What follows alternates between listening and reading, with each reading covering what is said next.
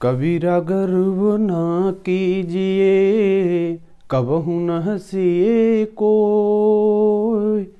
अजब नाब समुद्र में, ना जाने का होई कबीरा, ना जाने का होई। Hello friend, this is Shailendra Singh. Welcome to Indian Selection Academy. हो चुका आगाह लड़का युग बदलने की है तैयारी, हो चुका आगाह लड़का युग बदलने की है तैयारी। जीत उसी की होगी जिसका संघर्ष है जारी, जो पसीना बहाएगा मैदान जीत कर ले जाएगा। स्वागत है, जय हिंद साथियों। आज की क्लास में स्वागत है आज सभी का। पिछली क्लास में हमने जो क्वेश्चन को पढ़ा है फटाफट से रिवीजन करेंगे, उसके बाद आज की क्लास को कंटिन्यू करेंगे। आज तारीख कितनी हो चुकी है? 7 फरवरी। कितनी? 7 फरवरी। पहला क्वेश्चन है, भारत की संचित निधि किस अनुच्छेद में है? 266(1) में है। किस में है? 266(1) में है। उसके बाद राज्य के महाधिवक्ता 165 के तहत होता है। राज्य का महाधिवक्ता किस आर्टिकल के तहत होता है? 165 के तहत। आकस्मिकता निधि किस आर्टिकल में है? 267 में है। किस अधिनियम के तहत आई? 1950 के तहत आई। उसके बाद उच्चतम न्यायालय के न्यायाधीश की योग्यता होती है महाधिवक्ता में। उसके बाद अगला क्वेश्चन है, उच्च न्यायालय किस अनुच्छेद में है? 214 में है। 25वां उच्चतम न्यायालय कौन सा है? अमरावती, आंध्र प्रदेश में पड़ता है। आंध्र प्रदेश के सीएम कौन है? जगनमोहन रेड्डी हैं। उसके बाद बात करते हैं तो एक अभिलेख न्यायालय है, 216 में लिखा है। उसके बाद अगला प्रश्न है, राज्य सरकार को सलाह, राज्यसभा को सलाह देता है राष्ट्रपति की अनुमति पर महाधिवक्ता। उसके बाद भारत का नियंत्रक एवं महालेखा परीक्षक कौन होता है? भारत का नियंत्रक एवं महालेखा परीक्षक होता है, कौन होते हैं? वर्तमान में गिरीश चंद्र मुर्मू जी हैं। उसके बाद 6 वर्ष का इनका कार्यकाल है। उसके बाद अगला कोई क्वेश्चन जो आपकी परीक्षा के लिए अति महत्वपूर्ण हो। ठीक है, तो बिना देरी के आज की क्लास को स्टार्ट करते हैं। उससे पहले एक मोटिवेशन लाइन सुन लीजिएगा कि जब जब मंजिल ने हौसलों से कहा कि तेरे बस की बात नहीं, कि जब जब मंजिल ने हौसलों से कहा कि तेरे बस की बात नहीं, हौसलों ने मंजिल की आंखों में आंखें डाल के बोला, चल झूठी तेरी इतनी औकात नहीं। आज की क्लास को कंटिन्यू करते हैं इसे हटाने के बाद। और आपका 17-18 फरवरी का पेपर है, तो आप लोग प्रयास करें कि जितना आपने पढ़ा है उसको रिवीजन को टाइम दें, क्योंकि अब यहाँ से आगे पढ़ा हुआ काम नहीं आएगा। वो चीज़ें एग्जाम तक नहीं पहुँच पाएंगी, वो यहीं भूल जाएंगे आप। इसलिए आपने जितना पढ़ा है पिछले 6 महीने में, 1 साल में, 2 साल में, 4 साल में, 5 साल में, तो उसको रिवीजन कीजिए आप। एक ही विकल्प है, एक ही ऑप्शन है, क्या है? रिवीजन करेंगे और उसको ठोस करेंगे, जिससे और मजबूत तैयारी हो पाए आपकी। ठीक है, तो आप लोग अब रिवीजन पर ज़्यादा टाइम दीजिए। वैसे तो अब कुछ नया पढ़ेंगे तो कुछ होने वाला नहीं है उससे, अब क्योंकि नया पढ़ोगे वो एग्जाम तक याद ही नहीं रहेगा, ध्यान ही नहीं रहेगा। अब जो आपने पढ़ा है उसको रिवीजन कर लेंगे तो वो ठोस हो जाएगा और पेपर तक पहुँच पाएंगे आप। ठीक है,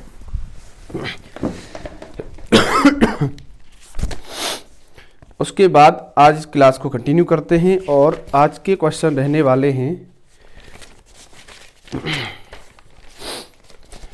टॉपिक है संविधान।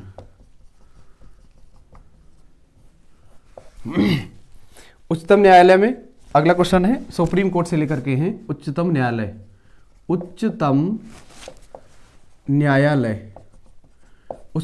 की बात करते हैं तो उच्चतम न्यायालय में कुल मुख्य न्यायाधीशों की संख्या कितनी है?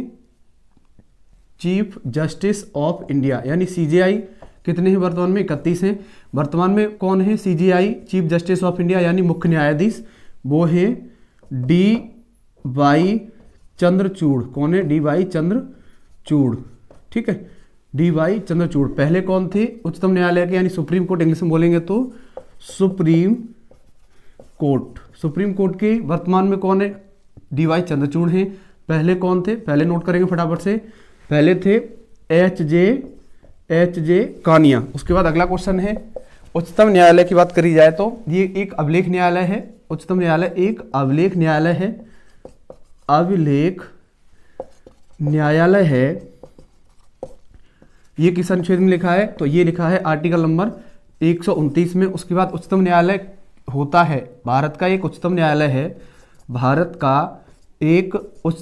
है। ये किस अनुच्छेद में लिखा है?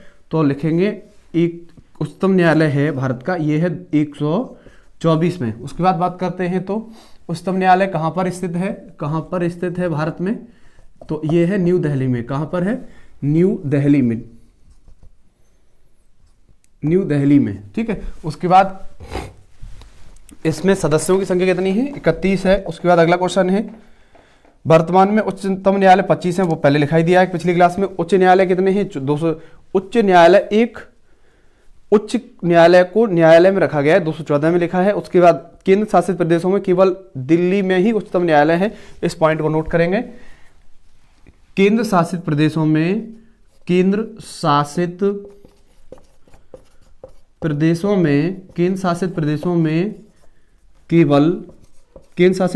में केवल दिल्ली में ही उच्च न्यायालय है। इसको नोट कर लेना पॉइंट को। केंद्र शासित प्रदेश जितने भी हैं, राज्य 8, केंद्र शासित प्रदेश कितने हैं? 8 हैं वर्तमान में। कितने हैं? 8 हैं। और राज्य कितने हैं? 28 हैं। राज्य कितने? 28 है। केंद्र शासित प्रदेश कितने? 8 है। केवल केंद्र शासित प्रदेशों में से केवल दिल्ली में ही उच्चतम न्यायालय है, इस पॉइंट को नोट कर लेना। ठीक है, कहां पर है? दिल्ली में ही एक उच्च न्यायालय है, उच्चतम उच्च न्यायालय है। उसके बाद कहां गया क्वेश्चन? ठीक है, उसके बाद न्यायाधीशों की सेवानिवृत्ति आयु कितनी होती है? न्यायाधीशों की, पॉइंट को नोट करेंगे, न्यायाधीशों की सेवानिवृत्ति आयु कितनी है? सेवानिवृत्त आयु कितनी है? सेवानिवृत्त आयु की बात करेंगे तो वो है 65 ईयर्स। कितनी है? 65 ईयर्स है। उसके बाद इलाहाबाद उच्च न्यायालय की स्थापना कब हुई? पॉइंट को नोट करेंगे, इलाहाबाद उच्चतम न्यायालय यानी हाई कोर्ट की स्थापना कब हुई? तो वो हुई है 1866 में। कब? 1866 में। उसके बाद क्वेश्चन है राज्यपाल को लेकर के क्वेश्चन है, फटाफट से देखते हैं। इसको आप नोट कर लेना, ठीक है। क्लास को रोक करके इसको पढ़ लेना, एक बार रिवीजन कर लेना। टाइम नहीं है हमारे पास, और भी क्वेश्चन कराने हैं और ये समाप्त करना है आज ये संविधान वाला नोट्स, ठीक है।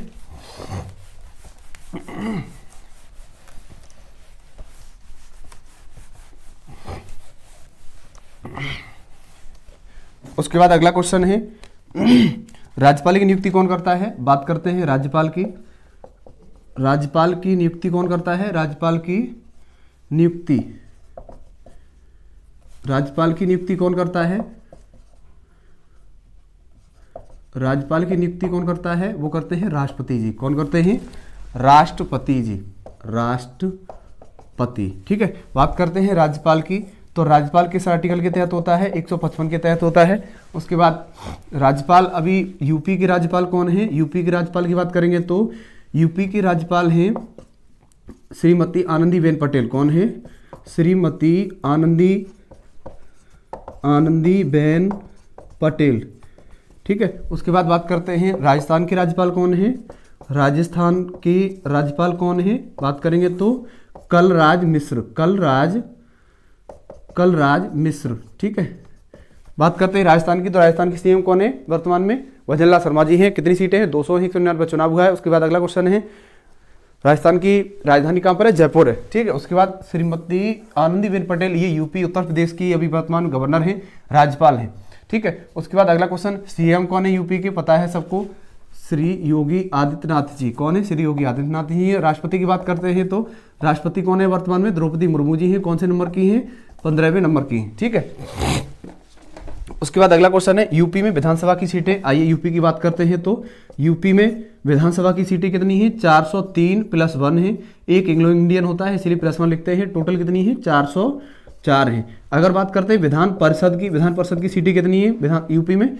तो विधान परिषद की सीटें हैं 99 + 1, तो टोटल कितनी हो जाएंगी? 100। उसके बाद अगला क्वेश्चन है मुख्यमंत्री की नियुक्ति। आइए मुख्यमंत्री की बात करते हैं।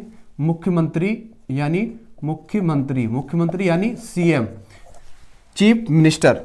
तो मुख्यमंत्री किस आर्टिकल के तहत होता है? 164 के तहत होता है। अगला क्वेश्चन है मुख्यमंत्री की नियुक्ति कौन करता है? मुख्यमंत्री की नियुक्ति राज्यपाल करते हैं। कौन करते हैं?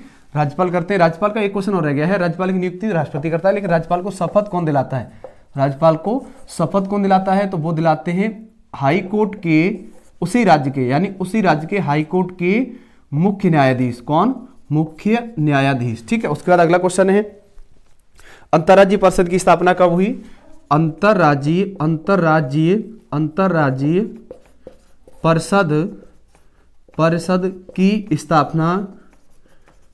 की स्थापना कब हुई? अंतर्राज्यीय परिषद की स्थापना कब हुई? तो नोट करेंगे फटाफट से।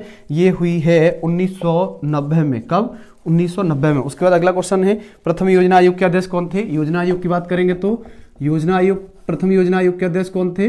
योजना आयोग के अध्यक्ष थे पंडित जवाहरलाल नेहरू। कौन? पंडित जवाहरलाल नेहरू। ये योजना आयोग नीति आयोग में कब बदला? योजना आयोग नीति आयोग में कब बदला? 2014 में इसकी घोषणा हुई और 2015 में ये बदल गया। कब? 2015 में ये बदल गया और बन गया नीति आयोग। बात करते हैं नीति आयोग के अध्यक्ष कौन है अभी वर्तमान में? तो प्राइम मिनिस्टर श्री नरेंद्र दामोदर दास मोदी जी हैं। उसके बाद अगला क्वेश्चन है, प्रथम योजना आयोग के उपाध्यक्ष कौन थे? योजना आयोग के उपाध्यक्ष की बात करेंगे तो इसमें लिखेंगे फटाफट से गुलजारी लाल नंदा। कौन? गुलजारी लाल नंदा। उसके बाद अगला क्वेश्चन है, राष्ट्रीय विकास परिषद की स्थापना कब हुई? राष्ट्रीय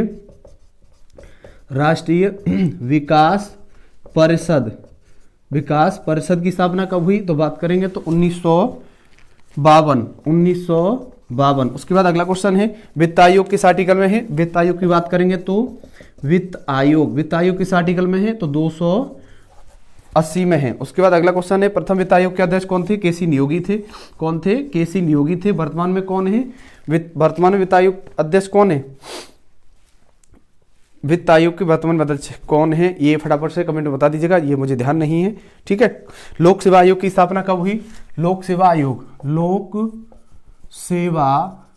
आयोग की स्थापना कब हुई? 1926 में। उसके बाद अगला क्वेश्चन है, राजभाषा का गठन कब हुआ? 1955 में हुआ है, बीजी खीर की अध्यक्षता में। लिख लीजिएगा, पॉइंट बहुत इंपॉर्टेंट है।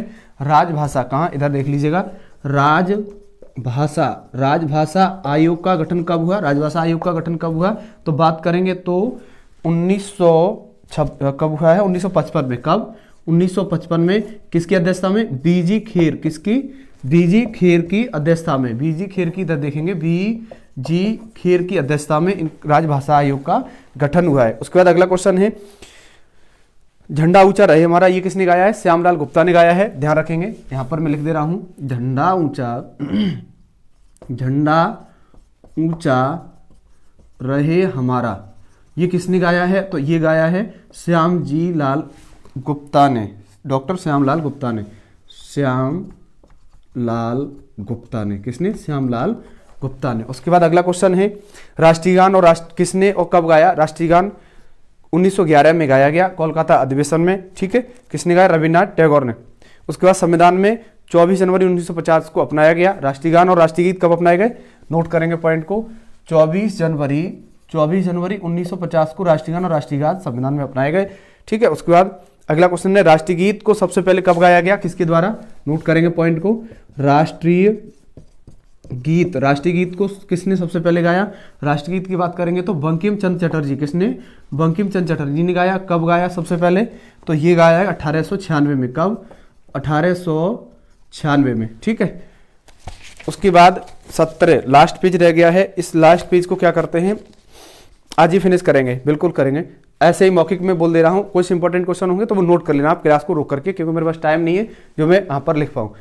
राष्ट्रीय प्रतीक क्या है? अशोक स्तंभ है। क्या है? अशोक स्तंभ। इसे भारत संविधान में कब अपनाया गया? 26 जनवरी 1950 को। कब? 26 जनवरी 1950 को। अगला क्वेश्चन है, सप्तमी जाति कहां से लिया गया है? मुंडकोपनिषद से लिया गया। कहां से? मुंडकोपनिषद से। उसके बाद बात करते हैं राष्ट्रीय ध्वज की बात करते हैं। तो इसमें से मैं कुछ हटा दे रहा हूं क्वेश्चनों को। ठीक है। फटाफट से आप क्लास रोक के लिख लेना जो क्वेश्चन ना लिखे हों, और उनको रिवीजन के लिए टाइम देना। या नहीं लिख पाओ तो इस क्लास को 2-3 बार देख लेना। मैं कोशिश करूंगा कि 15 से 20 मिनट में आपको 1-2 घंटे का कंटेंट दे पाऊं। ठीक है, जिससे कम समय में ज्यादा तैयारी हो पाए।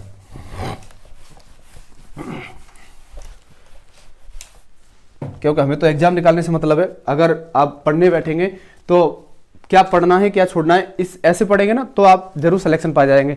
अगर आप सोचें कि ये भी पढ़ ले वो भी पढ़ ले, सब कुछ पढ़ने के बाद सिलेक्शन हो जाए, नहीं होगा। क्या पढ़ना है क्या छोड़ना है इसको ध्यान में रख के पढ़ेंगे तो जरूर सिलेक्शन होगा, ये गारंटी की बात है। क्वेश्चन है राष्ट्रीय ध्वज की बात है। राष्ट्रीय ध्वज, राष्ट्रीय ध्वज की बात करते तो इसका अनुपात कितना होता है? किस अनुपात में होता है ये राष्ट्रीय ध्वज? अनुपात की बात करेंगे तो लंबाई और चौड़ाई का अनुपात हमेशा 3:2 में रहेगा। किसमें? 3:2 में रहेगा। उसके बाद अगला क्वेश्चन है, इसमें 3 रंग होते हैं। टोटल रंग तो 4 होते हैं लेकिन 3 रंग होते हैं। सबसे पहले केसरिया रंग। केसरिया रंग की बात करेंगे, ये किसको दर्शाता है? ये दर्शाता है जागृति, शौर्य और त्याग को। किसको? जागृति, यहां से एक क्वेश्चन पक्का आएगा एग्जाम में, नोट कर लेना, एक क्वेश्चन पक्का मिलेगा राष्ट्रीय ध्वज से संबंधित। जागृति कौमा शौर्य कौमा त्याग, जागृति शौर्य और त्याग का प्रतीक है केसरिया रंग, ठीक है। उसके बाद अगला है सफेद रंग किसका प्रतीक है राष्ट्रीय ध्वज में यानी तिरंगे में? सफेद रंग का मतलब क्या होता है? शांति, शांति, ठीक है, शांति का, सत्य का और पवित्रता का, शांति सत्य और पवित्रता का, पवित्रता, ठीक है। उसके बाद अगला क्वेश्चन है हरे रंग का क्या अर्थ होता है? हरे रंग की बात करेंगे तो हरा रंग जो होता है वो दर्शाता है हरियाली,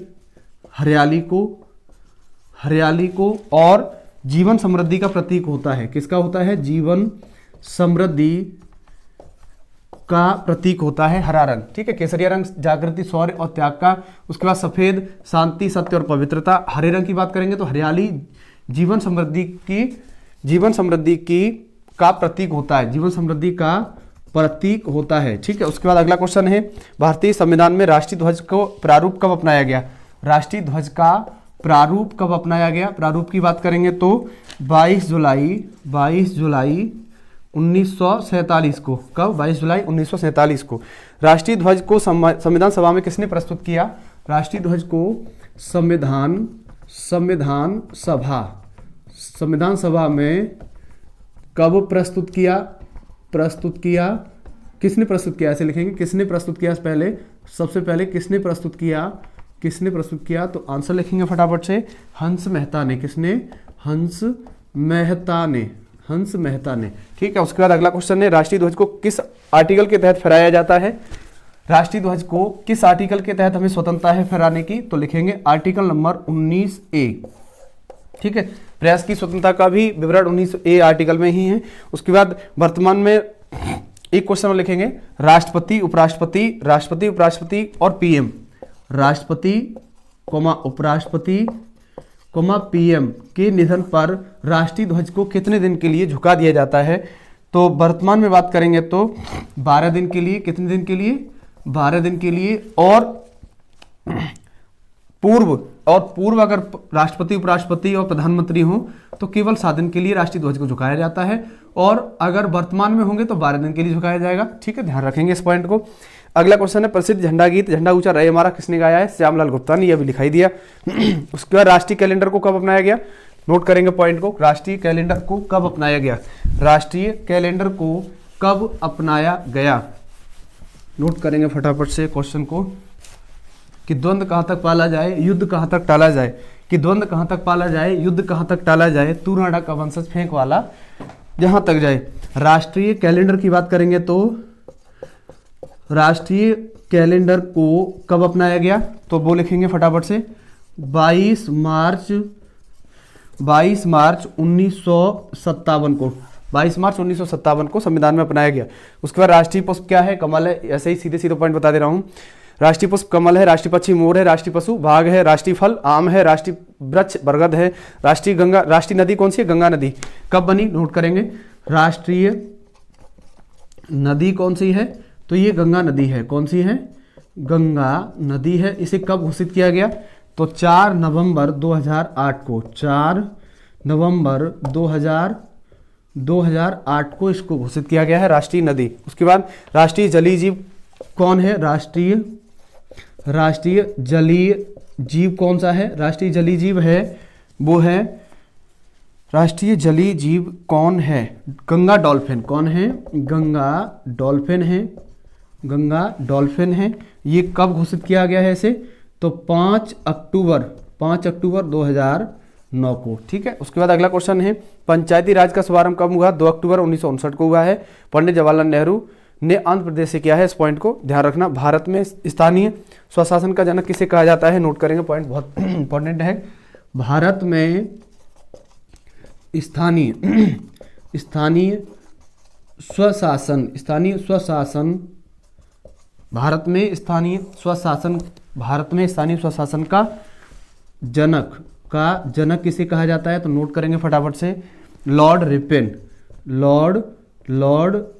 को। किसे? लॉर्ड रिपेन को, ठीक है। उसके बाद अगला क्वेश्चन है बलवंत राय मेहता समिति को कब अपनाया गया?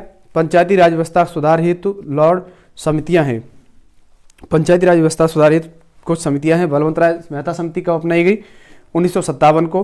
पीवी के राय समिति 1985 को, अशोक मेहता समिति 1977 को और एलएम सिंधवी 1986 को। इसको इंपॉर्टेंट है, पंचायती राज व्यवस्था सुधार हेतु बलवंत राय मेहता समिति को 1957 में अपनाया गया। यही पॉइंट इंपॉर्टेंट था।